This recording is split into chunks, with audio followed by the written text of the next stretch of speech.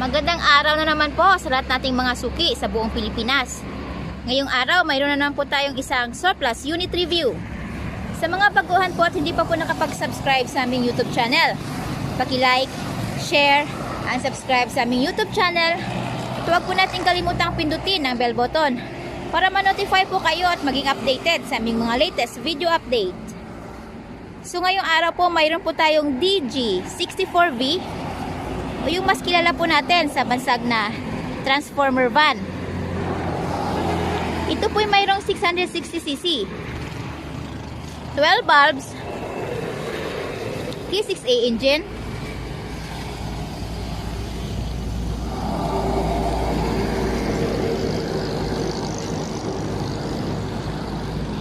tara po, silipin natin ang loob.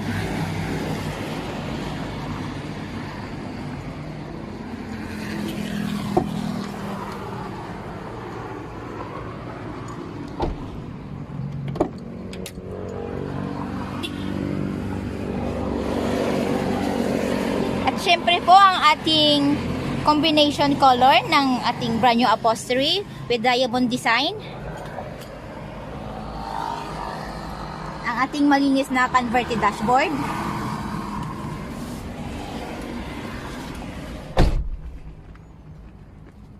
Ito po yung glove box.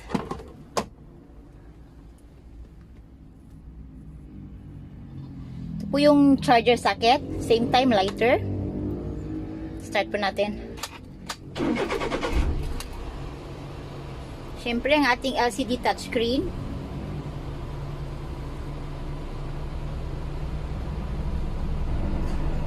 With back camera.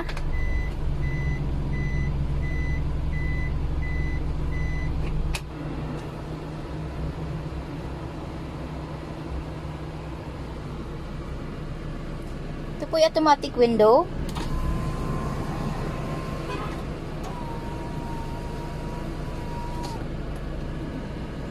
Window lock.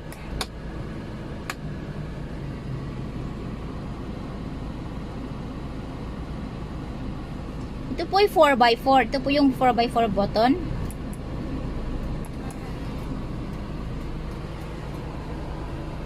Ito po ay automatic transmission. Park, reverse, neutral, drive, second gear, low gear. Ito po ay ginagamit lamang yung second gear natin at saka yung low gear. Ginagamit po ito sa mga uphill area natin at pag-loaded po yung sasakyan natin. Ashtray. Handbrake or foot brake. Para po sa kaalaman ng lahat, foot brake or handbrake po, ginagamit lang po natin pag manual po yung ating transmission o manual yung ating unit. Pero pag once automatic transmission po tayo, no need to use this foot brake or handbrake.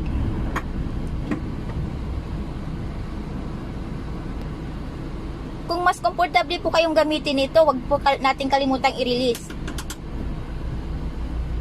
Kasi pag ginamit po natin ito at nakalimutan po nating i-release,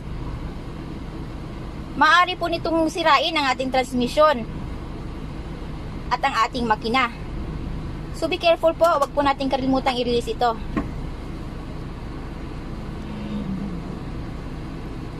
Check po natin yung likod.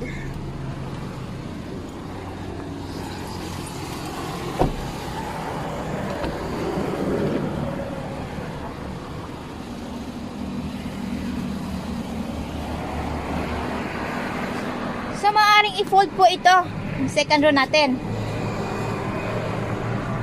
Pull lang po ito at maaring tiklopin na po natin ito. Child's lock, unlock, lock. List of the inclusion ng ating brand new battery, brand new engine oil, gear oil, brake oil. Bago din po ang spark plugs nito. At kasama din po sa list of inclusion natin ang ating free spare tire, wrench at saka jack.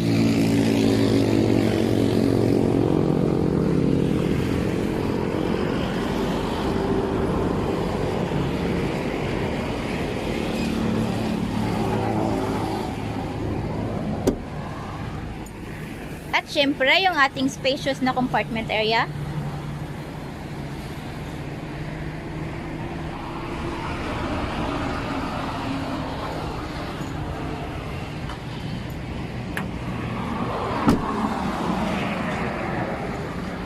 Available po tayo sa made-to-order basis. We require as low as 25,000 pesos na down payment para po masimulan namin ang inyong mga unit. At ang balance, upon unit pulled out. FYI po, upon unit pulled out, kasama na po ang original steel plate, original OR and CR, which is directly under buyer's name as first owner sa Pilipinas. So less hassle, less worries po. Kasi nakapangalan na po sa atin ang ating mga unit. At may pagkakataon din pong pumili ang buyer ng kanyang paboritong kulay. And we use Ansel paint material para po sa long lasting shine ng ating mga unit. And we do shipping po nationwide. At ang ating SF or ang ating shipping fee, shoulder po yun ng buyer.